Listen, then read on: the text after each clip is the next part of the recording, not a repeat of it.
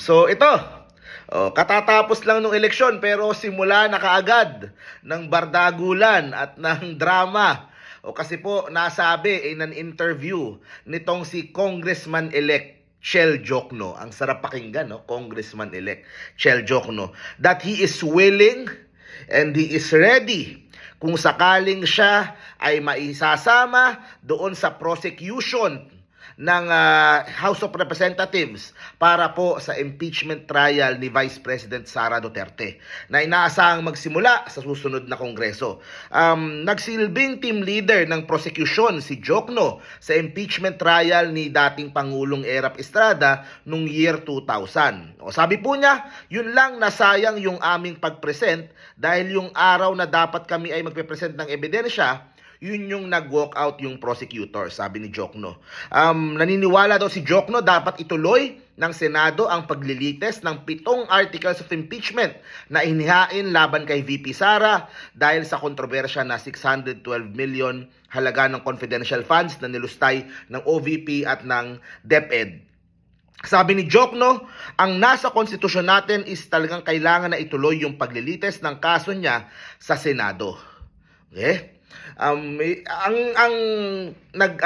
nung nag-file ng impeachment, ang nag-accept, 'di ba? Ang nag-transmit mula sa Kongreso ay kasamahan nitong si Kong Chel Jokno na si Kong Perez Sendanya, okay? Siya yung congressman nung huling Congress sa Akbayan, siya yung tumanggap nung impeachment complaint at siya yung nagsulong na nag-endorse nung impeachment complaint. O kaya po sa darating na impeachment, nawala ng dalawang congressman for the impeachment trial dahil natalo sa kanilang mga races, sa kanilang mga laban nung eleksyon. O yung dalawang spot na yon, posible daw pong maibigay kay Congressman Chel at kay Congressman Leila. Okay, natutuwa din ako dito kay Congressman Leila kasi she will have her chance. She will have her chance para po, kumbaga revenge. Kumbaga, ang tagal siyang pinakulong na mga maling mga paratang, maling mga akusasyon nung panahon ni Duterte. Ngayon po, panahon niya para siya naman ang maningil, okay? Doon po sa mga pagkakamali at mga korupsyon at mga katiwalian na nagawa under the offices of VP Sara Duterte. So meron ka ng Attorney Chel,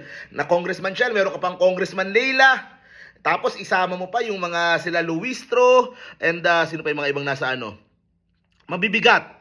Okay, mabibigat yung mga isama mo si Congressman Rog, si Congressman Acop, si Kong Joel Chua na nanalo din sa kanyang race, si Kong Lawrence Defensor, who will be a future star, sinasabi ko yan. Tsaka mabibigat na pangalan nito. Di ba? Mabibigat na pangalan. They will be part of the prosecution team na maglilitis dito kay VP Sara. And of course, alam natin yung number sa Senado medyo mas humirap. Dahil nakapasok si Amy, nakapasok si Camille, nakapasok si Marcoleta. So mas mahirap para sa prosecution team na ipanalo yung kaso. Pero naniniwala po ako na kahit ano man maging desisyon ng mga senador, mailabas lang yung ebidensya. Yun lang po ay malaking bagay na. Makikita ng tao yung mga bank accounts ni VP Sara, kung saan tumanggap daw siya di umano ng mga malalaking halaga mula sa dubious individuals. Lahat po yan bubusisain at ilalaban ni Chel Jokno. Anong ibig sabihin nito? Okay? Ibig sabihin nito, makakaaway na kaagad. Okay? Walang DDS at Pinks alliance na mabubuo. Umpisa pa lang magbabanggaan na kaagad ang mga Pinks at ang mga DDS dito po sa away ni VP Sara, dito sa impeachment ni VP Sara Duterte.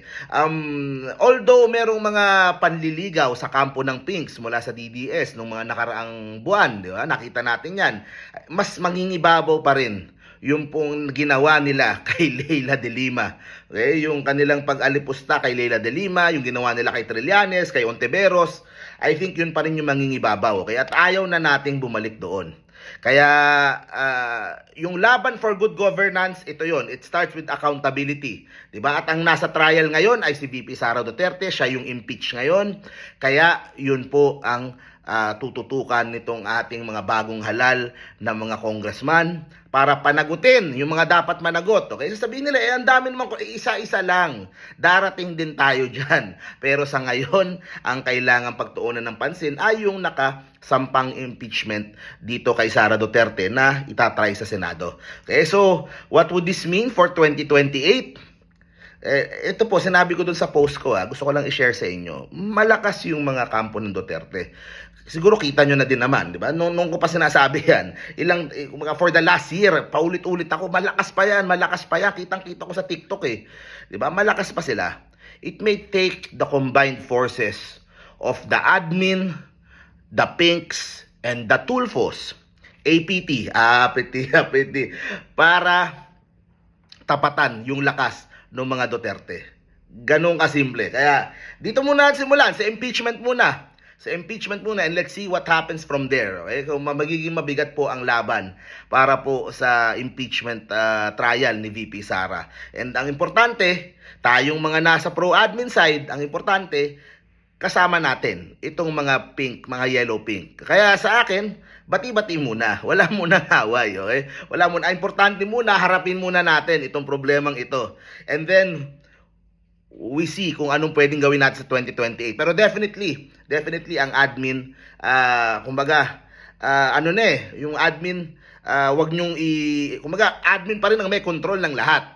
3 taon pa nakaupo si Bongbong Marcos. Kaya marami pang magagawa ang admin, okay? Marami pang maisusulong at may ano. So, this is going to be a very exciting 3 years. Kaya tayo naman, magko-cover lang tayo. So, abangan po natin kung saan papunta ito. Okay? So, see you po sa next video po natin. Stay safe, Pilipinas, para sa bayan! Yun, para sa Pilipinas. Let's go!